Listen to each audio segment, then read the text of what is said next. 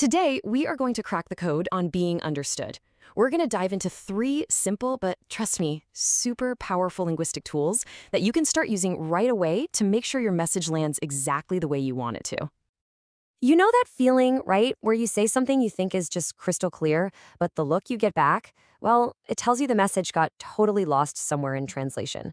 It's honestly one of the most frustrating things. But here's an idea. What if the fix isn't about using bigger words or saying more stuff? What if it's actually about how you build your sentences? It's about the structure, the nuts and bolts of your language. That can make all the difference.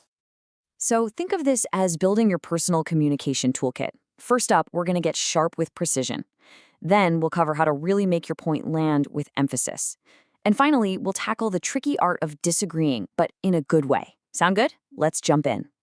Okay, tool number 1 is all about speaking with precision. In the world of linguistics, this is called assertion. And really, it's the foundation for everything else. It's about making sure there's absolutely zero room for misunderstanding. So what exactly is assertion? Well, it's pretty simple. It's just using specific little words like some, any, or no, to give your sentences a really clear positive or negative spin. It might seem like a tiny detail, but the impact is massive. Just look at this. If you say, I didn't watch some of the films, what you're actually saying is you did watch a few of them. But if you just swap some for any, I didn't watch any of the films, the meaning does a complete 180. Now you've watched 0. That one tiny word changes everything. So how do you put this into play? Easy. You'd offer someone some coffee because you're hoping they'll say yes. You'd use any for most other questions or when you're being negative. For a really strong, clear no, you can just start your sentence with it, like, nobody likes that film. And a great little trick is to add a question tag at the end to confirm something, like, you enjoyed the film, didn't you? All right, so we've got clarity covered. Now let's move on to tool number 2, emphasis. This is all about making sure your point doesn't just get heard, it gets felt. It's about making the important stuff stick. You know, the easiest way we do this is with exclamations. It's pretty intuitive, right? We use words like what or how right at the start of a sentence, and boom, you've added instant emotional flavor. It takes a boring observation and makes it a real statement. But what if you need to add some real punch to really stress something? That's where you bring in the heavy hitters. Words like do, does, or did. It's like taking a highlighter to your verb. Instead of just saying, I read the book, you say, I did read the book. See? It feels stronger, more certain. And here's another really cool technique. Just mix up your word order. You can actually guide your listener's attention by moving words to the front of the sentence or rearranging things. It's a subtle, but believe me, a super effective way to control where the focus goes. And, of course, never ever forget the power of your own voice. The exact same sentence can mean 2 totally different things. Listen to this. I won the match. That means it was me, not my teammate. Now listen again. I won the match. Now it means I won the big game, not just a practice round. Same words, different stress, whole new meaning.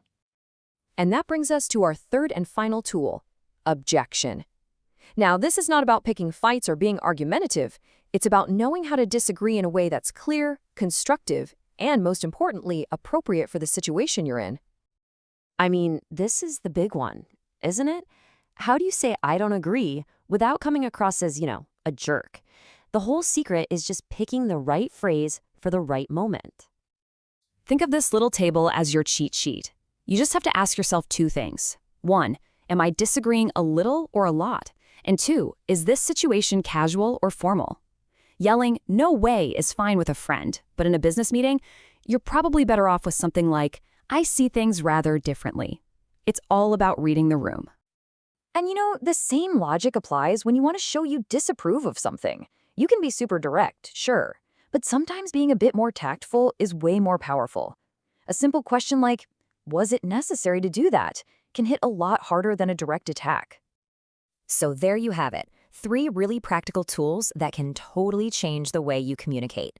Let's do a quick recap and put them all together in our new toolkit. First, we have precision. That's all about using those assertive words like some and any to be perfectly clear.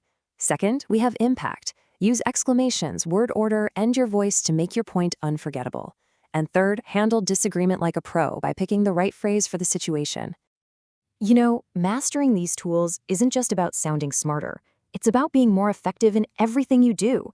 It's about making sure your great ideas actually get heard, your points get remembered, and your relationship stays strong, even when you don't see eye to eye. So, as you head back into your day, I want you to think about this. Whether it's adding a little precision with just one word, or maybe finding a more tactful way to object to something, which one of these tools are you going to try out first?